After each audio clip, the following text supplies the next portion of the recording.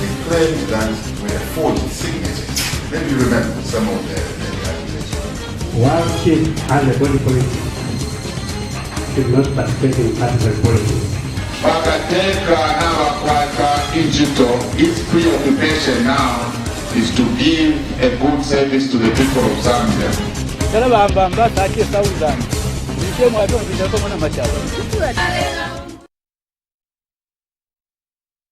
Watching Russian TV and Welcome to Society, which now comes to you live every Wednesday between 18 and 19 hours. And this evening I'm featuring the National Action for Quality Education in Zambia. And my immediate right here is the Executive Director, Mr. Chancellor Aaron. And my second, just after Mr. Chancellor, is Mr. Moirwa Charles, who is the Executive Secretary.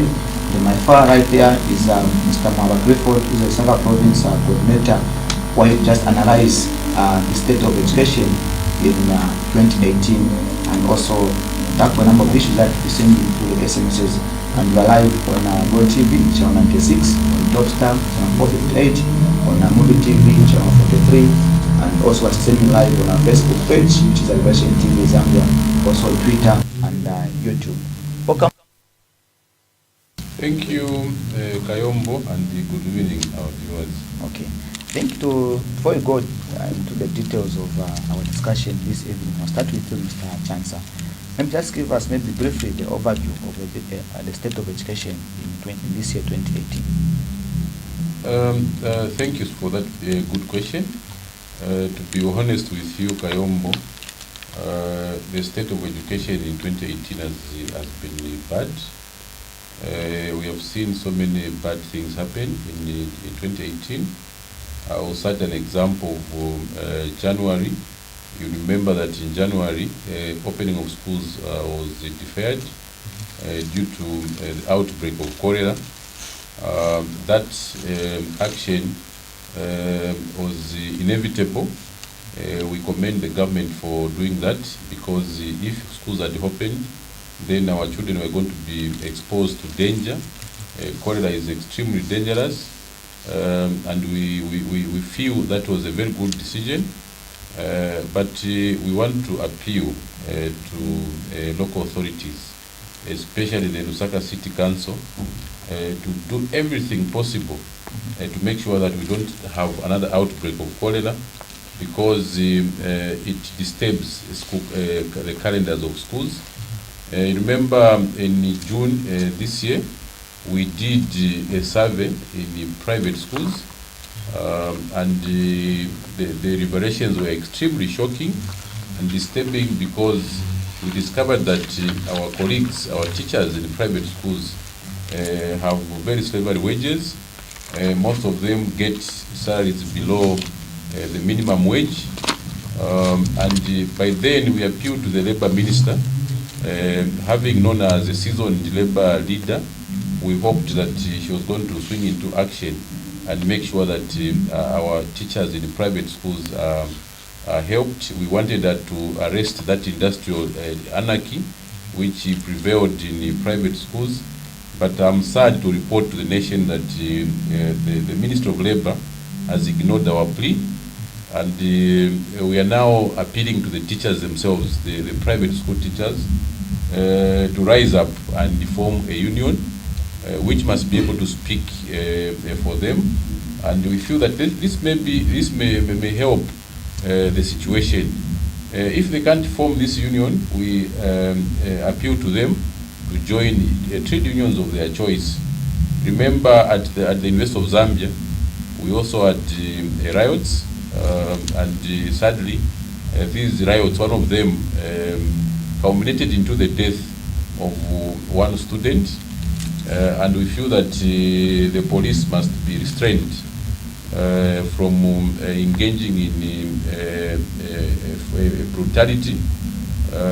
Students must be given the academic freedoms that they deserve, and it is not necessary for our police to use maximum force to an extent of even tear gassing rooms.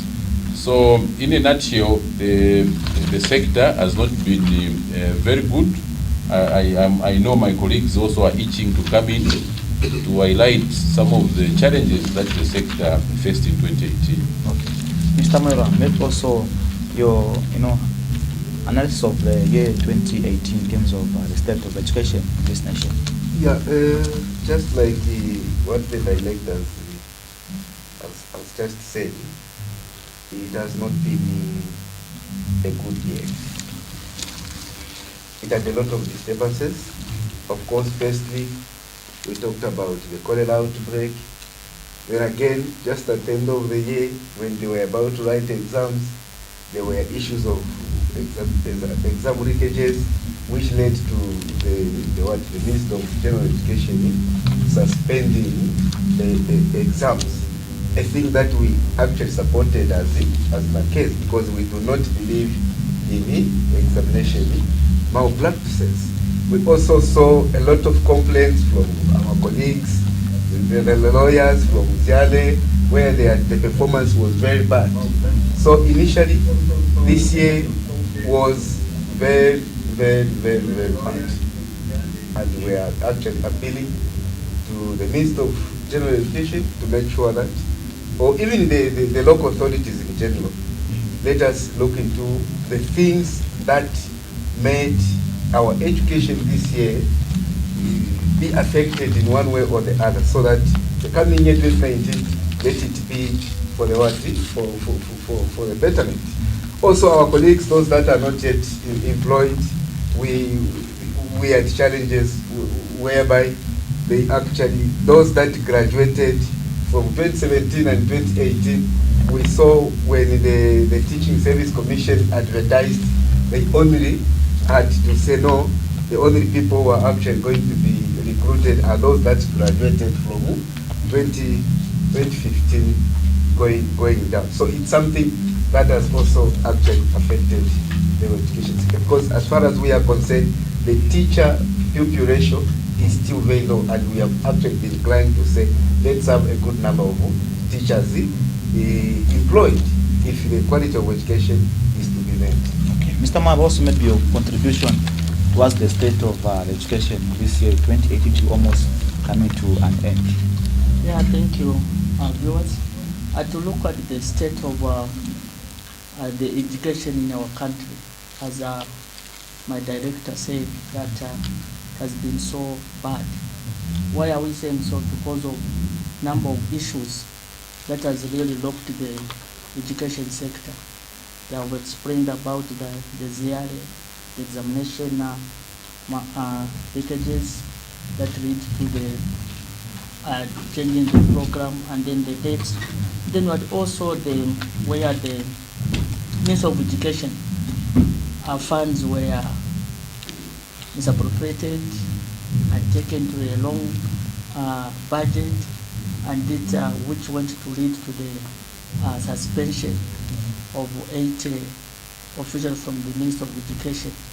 Remember that our organization look at the quality, and then if the funds they never reach the intended purpose, we believe that the quality of education was compromised. Because if you imagine that man maybe was supposed to buy school requisites, was supposed to buy books, was supposed to buy tops, was supposed to buy desks, and then they could not buy the books and then the desk. So we expect that the quality of education was not really attained in this year. So we expect that, yes, we are very much happy that the government, they could come in, try to correct the situation, but we want more. Despite the suspension, by the damage is already done. Find that that money could not reach the schools, that money could not reach the learners. So that's why we are saying that this year hasn't been a good year for the Ministry of Education. And that's why we can say we are calling that all of us, it is all of us, not only the Ministry of Education, but all of us, all Zambians, we need to demand for quality of education. Quality of education starts with the government, with their NGOs, the parents, even learners themselves. We need all of us to participate to attain the quality of education. We believe that next state will be a different story. I think I was going through the speech that was presented at the briefing regarding the analysis by Nakez regarding the state of education in 2018. I think before I go into the statement, Mr. Chancellor, you issued a statement in November concerning the issue of salary negotiations for teachers. I think that it has been too slow, and we wanted the press to expedite so that by 2019 we start on a good note. Maybe try to elaborate in case people missed that statement that you made regarding salary negotiations for teachers. A very good question, Kayombo, and I think this will appeal to our teachers. Our teachers are extremely anxious. There is a lot of apprehension in the country among teachers regarding the negotiations. You remember that we are only remaining with 2 weeks before the end of this year, but up to now we are not very sure on the extent at which these negotiations have reached. And there are so many speculations, so many rumors regarding these negotiations. There is one story which is making rounds that the increment will be 4%. There is also another story going around that the increment will be 10%. Well, another story says that there will be no increment. So what we are saying, first of all, is that the negotiating team must make sure that these negotiations are brought to a conclusion, and an announcement should be made immediately so that our teachers should know their fate. Number 2, we want to appeal to our trade unions, teacher unions, and also the Ministry of Finance and the Public Service Management Division to allow for negotiations to take place before the budget is done, because we feel that after the budget is presented to Parliament and it is enacted, it becomes law.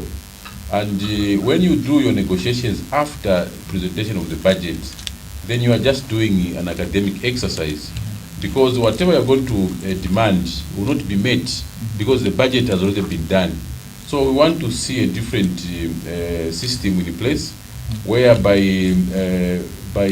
August, all negotiations to do with salaries are concluded. Then we are also demanding that this system, which has existed for years, where increments are done using percentage terms, is extremely unfair, especially on the part of the lower ranking teachers. Because if you, for example, give them 10%, and somebody gets, for argument's sake, gets 5,000, it means that the 10% will be 500. But the 10% of, for example, a director in the ministry will be higher than that of a teacher. So the financial inequality will continue if we are going to continue using the percentage term. So what we are proposing is that the increment must be done using block figures. We have seen this trend in banks and some other organizations. We feel that it's the best way to do. Our teachers also deserve better. They are the ones that operate in the field. They are the operatives. Teachers are operating under extremely difficult conditions. Some of them, Kayombo, teach in rural areas where we have been. There's a school in Mpongwe called Nkurumashiba. That school is from grade 1 up to grade 7. You can imagine the school has only one teacher. And that teacher deserves to be recognized, deserves to be rewarded. And we feel that this next year, our teachers must receive a reasonable increment. Otherwise, the issues, economic issues, have overtaken any increment which have occurred in the past. You remember that the inflation is high. Fuel has gone up. There are toll gates. There are school fees. People are going to school, and we feel that they deserve to be awarded, so that they go happy when teaching, and at the end of the day, the beneficiary will be the country. Okay. Now, Mr. Mwale, my focus would be on the issue of abolition of grade 7 exams. And in this speech, said that earlier this year, Nakez called on government to consider reforming grade 7 exams or abolish them due to the fact that these exams are just a sheer waste of money, time, and other resources. And also the Ministry of General Education and this is it. Said that these are important exams for the pupils. Maybe can you also elaborate why case chose to propose for the abolition of the 7 exams. Apart from you saying that's a waste of time and resources, maybe what other positivities are there in the issue of abolishing the 7 examinations? If anything, when we talk about the grade 7 exams, as in a case, we still stand firmly that those exams must be abolished, and we will still be advocating for the same. And the reason is very simple. Like for instance, we had our children who had sat for the examinations, and at the end of the day, you are going to find that all of them, it's 100% pass rate. Now, when you actually when you go to grade 8 classes, some of us, we move around. You're going to find that there are other grade 7s who actually get into grade 8, 9, they go and they go and sit for another exam, who cannot even read a single word. Is that what we are actually looking for? Is that quality education? The answer is no. So we feel that exam has no purpose. So what we have actually been advocating for, as in a case, is let's have even continuous tests. If somebody is, for example, in grade 1, then that person is supposed to go to grade 2. They write a what? Exam. Then after that, if they are end of year exams, to test that if that person is capable of going to what? To grade 2. If anyone fails, you bring back that person to grade what? To grade 1. Because at the end of the day, when a person reaches grade 7, then that person will be able to read. They will be able to do a lot of things. And above all, it's just ABC. Whether you read or you don't know how to read, just a matter of second and what? 0 word. You even get guesswork. Do we think, or do we actually test them to go to the other level or to grade 8 with merit? The answer is no. So why should we actually keep something in the ministry that is not of merit? It's better for us not to keep it. At the end of the day, during grade 7 exams, there are a lot of resources that are normally wasted. And when you look at it, you're going to find that even this time around, we do not even have repeaters. Even those that get only 500, parents are able to find places in private schools. So is that what we are looking for? Is that what we are calling quality education in our country? The answer is no. So we are still continuing advocating for the abolishment of what? Grade 7 exams. Why? Because it serves no purpose in the education sector in the country. Okay, Mr. Mwaba, there's also a point here, I think Mr. Chancellor touched on it, the condition of service for teachers in private schools. And now looking at the performance of pupils vis-a-vis how these teachers are treated or looked after in the schools where they operate. Maybe can you elaborate the side effects of poor service for teachers vis-a-vis how they are able to deliver to the pupils to ensure that they perform better? Like also you said, the issue of having someone going through the 7 but not being able to write, read and write anything, but are still able to progress from the 7, 9 up to grade 12. Maybe the issue is on how teachers are being looked after and how this affects the performance of pupils in those schools. Yeah, Mr. Kayombo, my director already talked about these private schools that they need to have a union. When we did the survey as a case, we discovered to say that some of teachers who are serving private schools, they are getting as little as 1,200, even less than that. Now when we look at the economy of this country, look at the prices, and look at the house rent, we take a critical just on Lusaka as an example. Which house can you rent which is less than maybe 1,200? Which means that that teacher is a man with nothing. And the teacher was not motivated, cannot motivate others. See? So the first thing is to motivate the teacher. When you motivate the teacher, then that teacher will go with morale in class. So everything starts with the teacher. And that's why we are saying that even the Minister of Labor, they need to come in to see that these teachers, they are qualified. They are not just general workers without any qualification. They are people who have got good papers, who are qualified. Some of them even degree holders, but you give a degree holder 1,200, a diploma holder 1,200, even 1,000. Are you telling me that teacher will be motivated? The answer is no. You see, so that the salary is the first point. It makes a teacher to deliver. When you are happy, you work very happy. But find that this teacher is in the class and at home, there is no food. Okay? When he's teaching, even himself, in the stomach there is nothing. Where is he going to get the energy? So those things we need to look at. It's not just a matter of having books. It's not a matter of having the desk and everything. It's also having a teacher who's motivated. And that's what we are calling to say. These teachers, if they cannot form the union to present them, let them join this existing union to represent them. Because like they have got no one to help them. And you understand that in these private schools, the director, whenever you want to talk about it, then you are fired. So maybe if there is a union who's neutral, I think can help them. Okay. So the issue of a teacher is very, very important. But when we look at the government, yes, the government, they have got a better pay than those in private schools. But even in the government, things have changed. Let them also see that things work well. We are talking about the increment, the prices of the fuel, of every commodity has increased.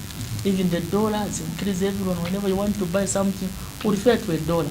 So the money that we are getting has now lost the value.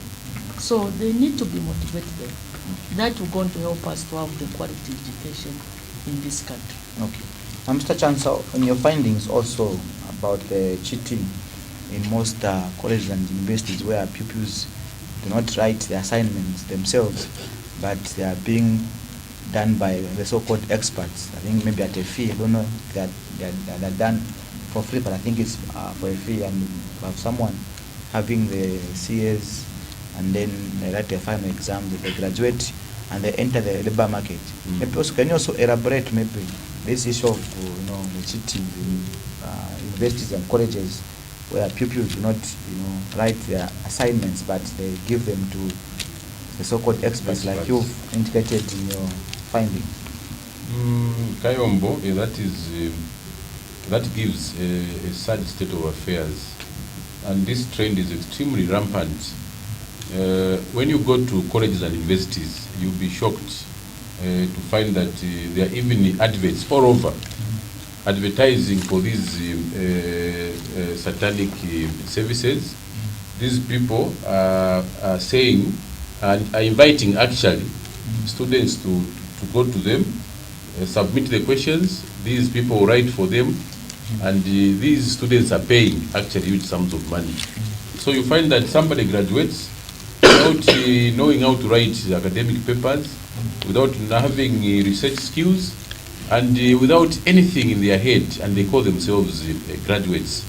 And we find this as a case extremely sad, and we can only appeal to management teams from these universities to actually ban this practice. We are also calling upon the Minister of Higher Education plus the Higher Education Authority to also swing into action and make sure that this practice is curtailed. It's extremely retrogressive. It's making our graduates to be crazily trained, and you will be monitoring the situation. Come next year, we are going to start naming these colleges and universities where such practices are being done. Otherwise, we are extremely concerned, and it's good that you've asked that question. And if there are students who are watching this interview, it's important that they begin to think twice. And also management teams at universities, they should not just sit and watch, because this also is contributing to having graduates who can't add anything to the labor market. We are having graduates, Kayombo, who can't even write a letter, they can't apply for anything, they can't write a memo, they can't write a report, and these are the people that we're entertaining. So one of the reasons why we're having these half-baked graduates is because they're not writing these academic papers, they're not researching. And how do you expect a country to develop if there's no research among students? So this trend of somebody writing assignments on behalf of others, you must stop in 2019. Yes. Mr. Mweba, how do you rate the performance of the Teaching Council of Zambia in 2018? Then also maybe Mr. Mweba can touch on it has been operating without a council since it was formed. Maybe after Mr. Mweba can also chip in regarding this issue of it operating without a council. So I'll start with you, Mr. Mweba. Yeah, firstly, NACASE has never been against the existence of the Teaching Council. That is the first thing we need to do. Because at the end of the day, we need people with original documents.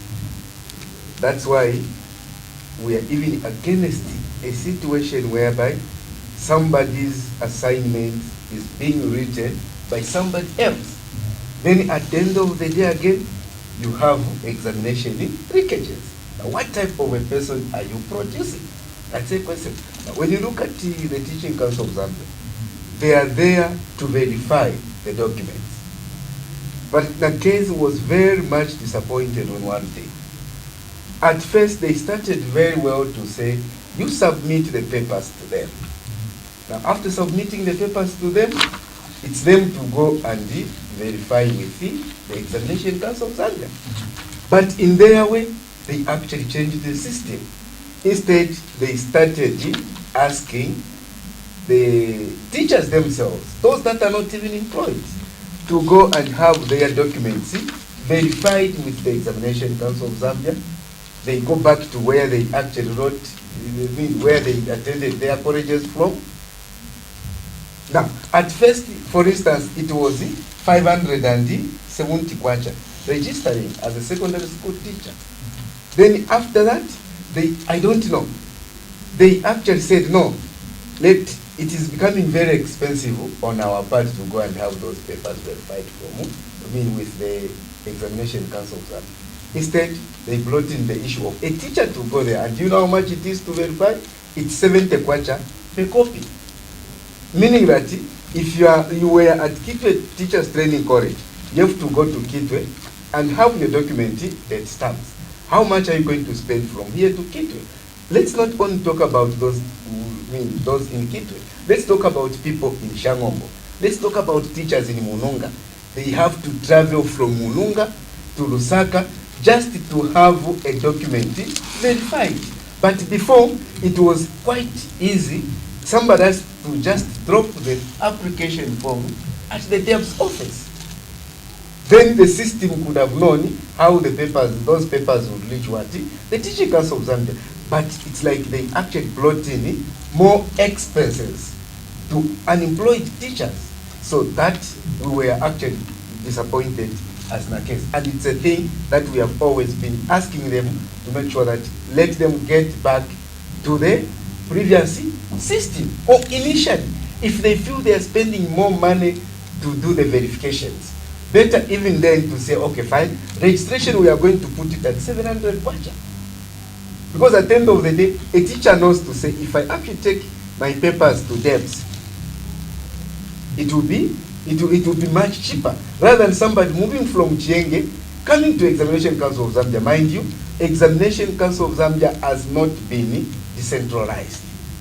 It is in few places, like in Imasa, there is nothing there. Meaning that for somebody to verify, he has to go where? To Kitwe. Moving from, you see? So those are the expenses. So it gave a picture to say, TCZ was there not for a good purpose, but it was there for the purpose of getting what? Money to poor what? Poor teachers. A thing that is very, very important. But with their existence, it's a thing that we have actually appreciated. Why? Because at the end of the day, we need to have teachers who've got original papers. It's the same thing that happens with lawyers. It's the same thing that happens with the nurses. But with the nurses, it's a different story. Better you charge at once. Rather than somebody doing it, then you put more other expenses. That is very, very unfortunate. Okay, Mr. Mwaba, maybe also just to add on to what Mr. Mwaba said, the issue of TCZ operating without a council, like I've seen here,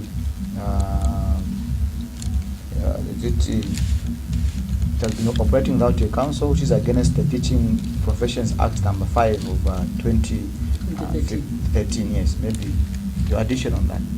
Yes, Kayombo, on that point, when you look at, I'll try to give an example of the maybe ZNBC. Look at this is it, which deals with the elections. All those are autonomous, but they have got a board or a council. So according to that CAP 5 of 2013, Teaching Council of Zambia, up to now, there's no council, which can be the same vein as the board. So we are saying that the Teaching Council, it needs to have a council. That council is what going to see what the operation, just to manage even the registrar. But somebody, the registrar, has nobody to supervise them. So that's why we are calling to say, let them have a council, let them have a board, just like ZNBC, just like examination, election, where we have the ECZ, they have a board. So in this vein, we are calling for the minister to quickly, by 2019, let them put everything in place. This is just according to what they proposed. We are not calling things out of in our own imagination. It's from the existence of the Teaching Council of Zambia. There's a Teaching Council of Zambia.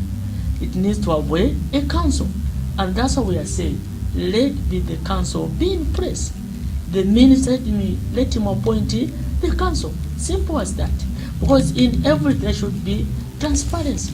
In everything there should be, if every position there's somebody who are working there, you see things working very, very, very well. But at the moment, something is missing. And this is the council. And that's why we are appealing to the minister to say, let him do what is right. Let him do what is right for Madaza. Okay. Mr. Chancellor, coming back to the issue of instability in universities, we've seen a number of riots at UNZA and CBU. And last time I had invited some students before they had those elections for the UNZASU. And one thing that they mentioned, like you've stated here, is that there's lack of communication from the ministry down to the students, because then they had no union, which was banned by the minister then. And in most cases, these riots are a result of new allowances, book allowances, all those things to do with funding to universities.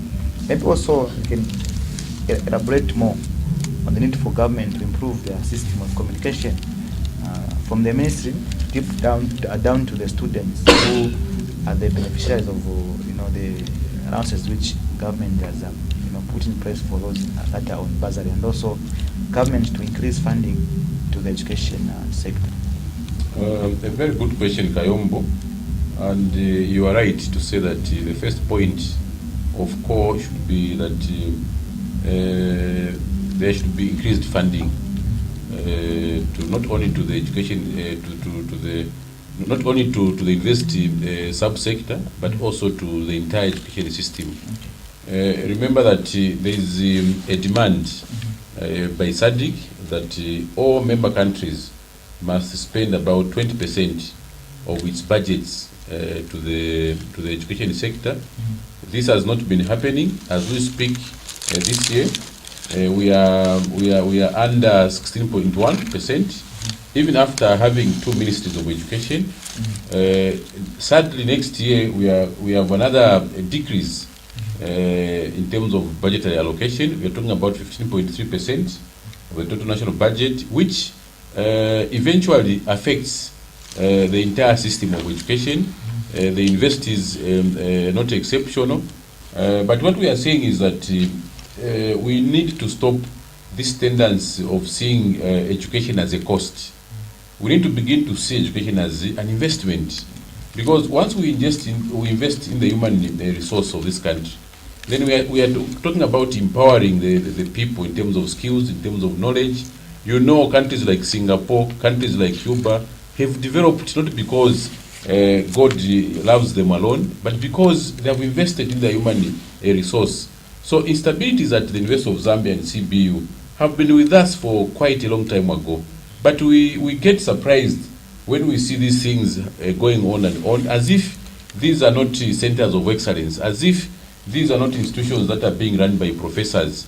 You find that if it's not the students that are protesting, it's the lecturers themselves. So we need to look at the issues surrounding management. Remember at the Copper Belt University, there has always been this controversy emanating from the Vice Chancellor himself, Professor Nelson Ngoma. The lecturers have said they don't want him. Government says they still want him. But this is a man who is a source of controversy. Look at the University of Zambia. We've always had problems. And to the police, you've seen that when you have a problem, the police would go there with full force, tear gassing people, and sadly we lost a student. But as people have always said, let the Minister of Higher Education devise perfect communication mechanisms so that if they don't have the funds, let them communicate with the students. And I also want to speak to our young people in colleges.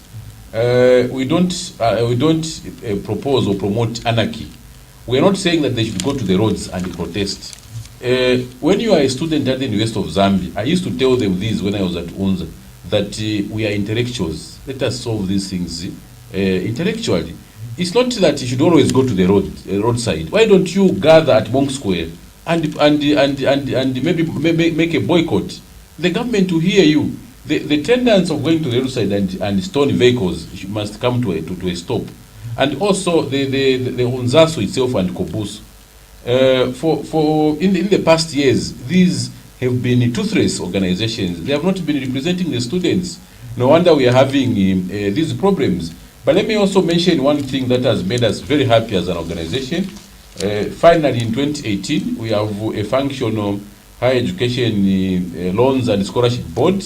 That is extremely good. But we want many more poor Zambians to benefit from this. And we would also want this facility to be extended to private universities. You know that CBU and UNZA cannot absorb all the Zambians. No wonder these people are going to private schools. But there are also Zambians who need government support. So these loans must all be taken to private schools so that all of us as Zambians must be supported. So that loan board is welcome. But one thing is also coming up. After this loan board began to recover the loans of those that got the loans, is it from 2004? We don't know how that year was arrived at, and we are also worried that the repayment periods. We are told that the repayment periods are too long, and also the instruments are very, very big, so much that people are not left with disposable income. So people must pay back the loans that they are getting, but the repayments must be flexible with very smiling installments. Okay. Mr. Moira, maybe I want to touch on the... Mr. Moira. I just want to come in on what the director was talking about, looking at why the student, maybe they're behaving the way they're behaving. When you look at our budget, you find that the 100% which are allocated, these 100% come just from the Ministry of Education. Okay. When it comes to the all total allocation, you find that the government of this country just performed according to the SADC directive or proposal. It's only in 2014 when they gave the Ministry of Education 20.2% and 2015. From there, 2016 it was 17%, 17.2.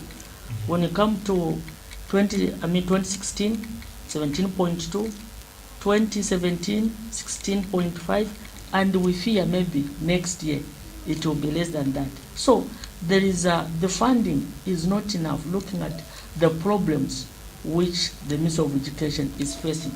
Now, when you look at specific allocation to the higher education, the total budget, the primary section department is receiving 58%. When you come to the secondary department, is receiving 20.1%. Then the higher education is receiving 9%. So this is where the problem is emanating from. Okay, the money is not enough, and that's why you are able to see these problems in the universities, because these are intellectuals.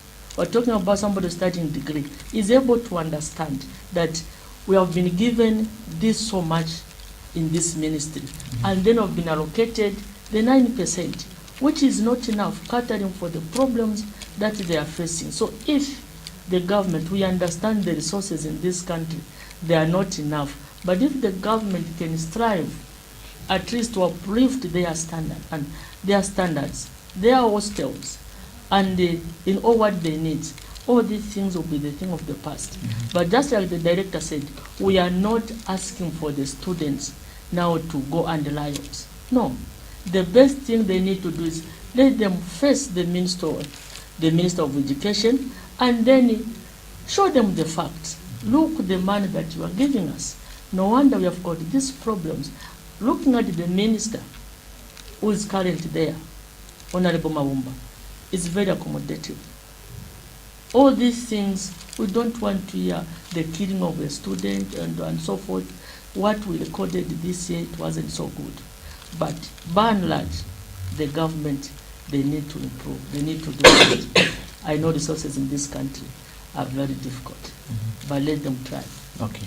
Now, Mr. Madura, also maybe you can touch a bit on the pace at which the government is constructing the universities across the, which they had promised, earlier on. The likes of the King can invest in Western Province and other universities which were earmarked for construction before maybe the end of 2018 or 2019. I don't know the time frame that were given, but maybe just the pace at which these are being done. Of course, it's slow, because at least we expected by 2020 or maybe 2019 we are actually getting to the other level. This time around we have got a lot of private universities, and some of these private universities are universities that are registered by our government. And then at the end of the day, the same government would actually say they do not recognize other universities when it comes to employment. My brother, to be very frank with you, every Zambian would want to go to a private university. So Zambian people are very much eager to go to the government universities. Now, looking at the pace at which the construction of these universities are being done, it is something that is very, very disappointing. Looking at the demand, the current demand in the country, there's too much competition at the University of Zambia. There's too much competition at Copperbelt University. The reason is very simple. The universities are just too few. Looking at the grade 12s who graduate, or even those that have graduated before, they would also want to go to where? To university. So we are actually appealing to the government. If there are no resources, let them source for more resources so that they actually complete building these universities. At the end of the day, education is the key to success. In these private universities, it's not that people would want to go to private universities. Sometimes you are going to find that maybe, for instance, somebody is studying degree in law. Then is actually the lecturer there also has got a degree in what? In law. What is it that you expect at the end of the day? Eh? Somebody has got a diploma, then he's being taught by somebody who has got a diploma also.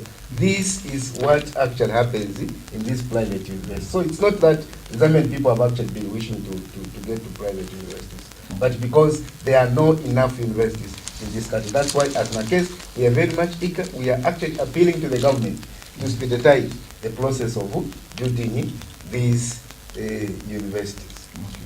Maybe we have a few minutes to go. I'll ask Mr. Chansa here also to touch on the issue of mushrooming universities. Like he has said, the pace at which the government is constructing universities is forcing those business-minded people to set up their own, universities to offer education to the Zambian citizens. Maybe your take on this, the mushrooming of universities in Zambia. Yeah, if you remember the history of universities in this country, you recall that the University of Zambia opened its doors in 1966, and between that time up to 1987, we never had any university in addition to that one. But the Zambia Institute of Technology, ZIT, was transformed into CBU, and after that, again, we never had any university until the PF government came into office. We have had Mukuba, Kapasamakasa, the other one in Chongwe, and the Pomushindo coming up. I think we need to commend the government for that. But the construction of King Lewanika, FTJ, the other one in Kasama is extremely very slow. And the liberalization of the education sector also is commendable. We have seen a lot of universities coming up. We have seen Lusaka University, Cavendish, Open University, Copperstone, Rusangu, and so many other universities. But this mushrooming, or the trend of coming up with universities has also come with challenges. Sometimes you can be a victim of your own success. So we have seen so many colleges which are not supposed to be colleges. You just see a house coming up, somebody writes there that it's a university without qualified lecturers, and the students are going there, and we feel that this is not supposed to be the case. Let's have qualitative universities, and the Higher Education Authority must show its relevance. It must show to the Zambians why we must allocate them public funds. So the coming up of universities, public ones, is welcome, but let them be qualitative. Let's have high qualified people lecturing there. Let's have good infrastructure. Let's have good equipment, and we are good to go as a country. Otherwise, the mushrooming of poor quality education, quality colleges and universities is not welcome. And we demand that those that are not befitting must be closed. Okay. Before I touch on another issue, in case you are just joining us, I'm featuring the NACASE executive here, looking at the state of education in Zambia. And you can send your SMS to 0978 437 437 or 978 437 437, or you can go to our Facebook page and drop your comment there. Be able to access it. But if you are on phone, you just send your SMS to 0978 437 437. Still on you, Mr. Chansa. There's an aspect of the ZIARE exams where there's a concern that there's a cartel of lecturers, of lawyers that do not want to have an influx of lawyers in the system because they want to maintain their business, and that's why we've seen a number of students failing to pass the examinations by ZIARE. Maybe your take on that one also. What has been coming out of ZIARE year in and year out has been extremely shocking, and this year was not exceptional. You remember on October 20th, ZIARE released the results, and out of 378 candidates, only 4 passed. Can you imagine the 99% failure rate? We condemned this, we called it an academic scandal. We still maintain that it's a scandal. And we got a lot of reports, a lot of complaints, some from the students who said that there is a cartel at ZIARE. There is a very strong perception among students and members of the public that some of the senior lawyers would not want the labor market to be flooded with lawyers because the cost of them will reduce. But we are thinking the opposite. We feel that we need to have more lawyers. Shockingly, Kayombo, In my province, Northern Province, we don't have even one practicing lawyer. I don't know if Northwestern has any lawyer. And this is depriving our people of the legal services. And people are in prison, not because they are guilty. Some of the people are in prison because they can't afford to hire a lawyer. So why should somebody begin to use personal gain at the expense of the public? So we are still investigating this matter, and if possible, we would want also to meet the Minister of Justice, so that the reforms that we proposed must be done. We are saying that the ZIALE Act must be amended, so that we can also have another institution on the Copper Belt that must also begin to train lawyers, and other than ZIALE. We're also proposing that ZIALE must hire independent experts that must be able to mark the exams that are set by lawyers at ZIALE. Otherwise, if the same lawyers will teach and mark, we may continue to see the same bad results. Okay. Mr. Mwala, maybe you have anything to add to what the director here is It's something that is very, very unfortunate. You cannot have, just like maybe from grade 8 to 9 or maybe 10 to 12, people are not the same. Those that prepare the exams must always be different from those that mark. It's something that is very regrettable. You cannot have somebody who is training you in the field that is making the other person, that is making that particular person earn a living, and then you expect that person to teach you, give you an exam, and make you pass, so that you'll be in the same field. It's something that is very, very regrettable. So our appeal as NACES, let there be people to set exams, and people to do what? To mark the exams. That's what we have actually. We are not asking for too much. If anything, if it means having other people, if we are actually doing the same law with people from UK, let's have exams prepared from UK, then we have it. We have lecturers here, then they take them for marking there. That would be much better.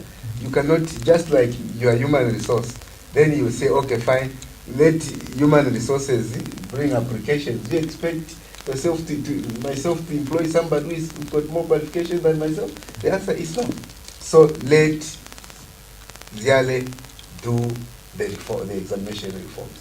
It is something that would be very, very much appreciated. You know, there are a lot of cases in Zambia, and some of these cases, people lose not because they actually committed offenses, but because they do not have ideas on how to go about it. Those cases. So that's why we are actually crying that the way we are crying for more teachers so that we have quality education. That's the way we are crying for more lawyers so that we have legal representations in the country. Mr. Mwala, if you have anything to add also.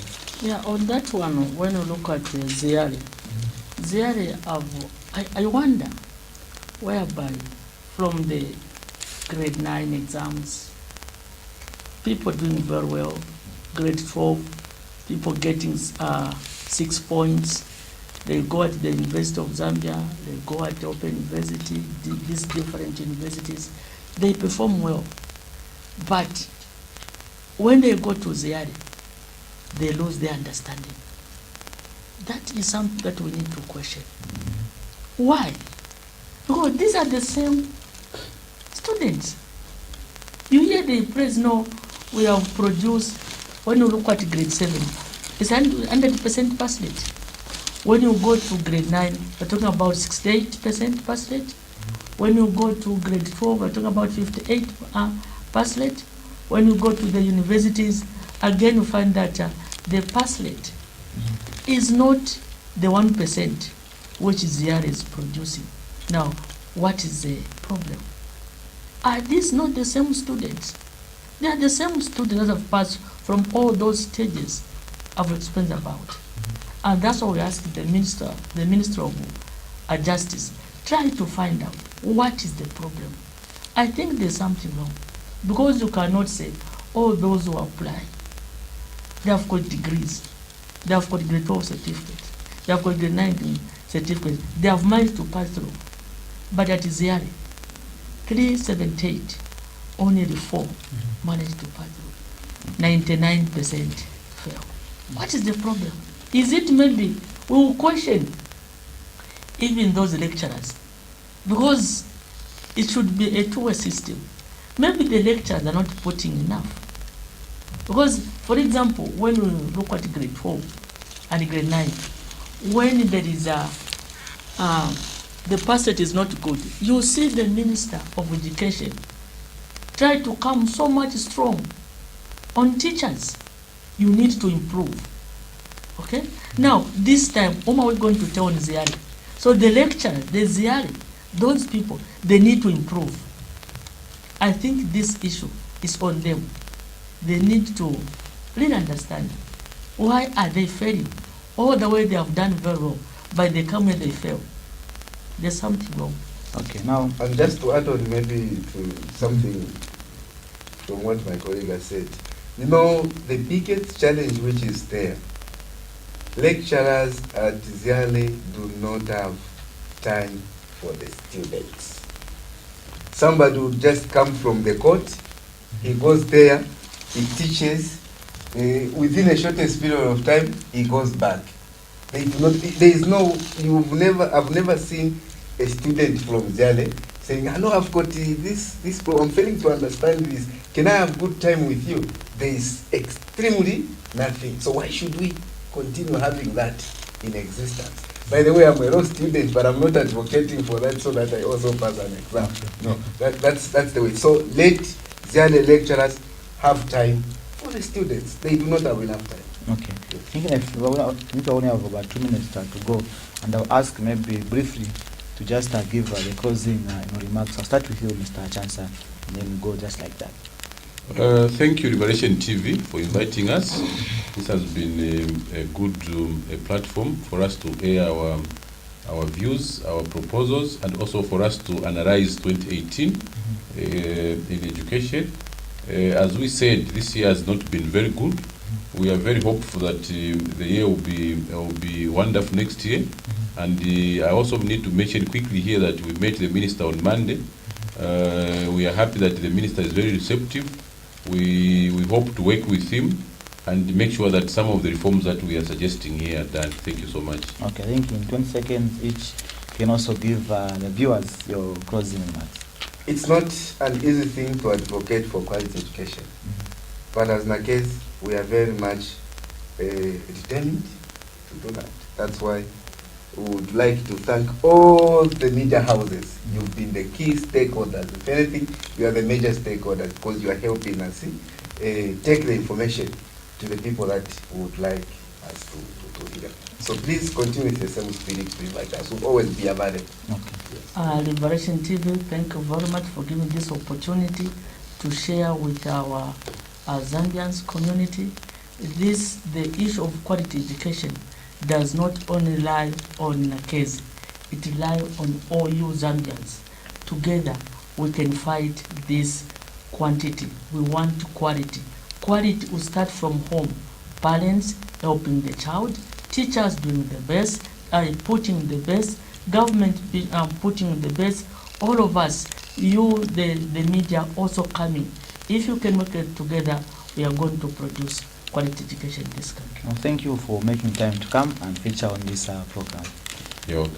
Okay. This has been the Society, which comes to you every Wednesday from 18 to 19. And my guests were from National Action for Quality Education in Zambia, and Mr. Aaron Chansa, who is the Executive Director, and also Mr. Mwewa Charles, who is the Executive Secretary, as well as Mr. Mwaba Clifford, who is the Saka Province Coordinator, and we're just analyzing education in 2018. This has been Abdi Kayombo. See you next week, and God bless you. Bye.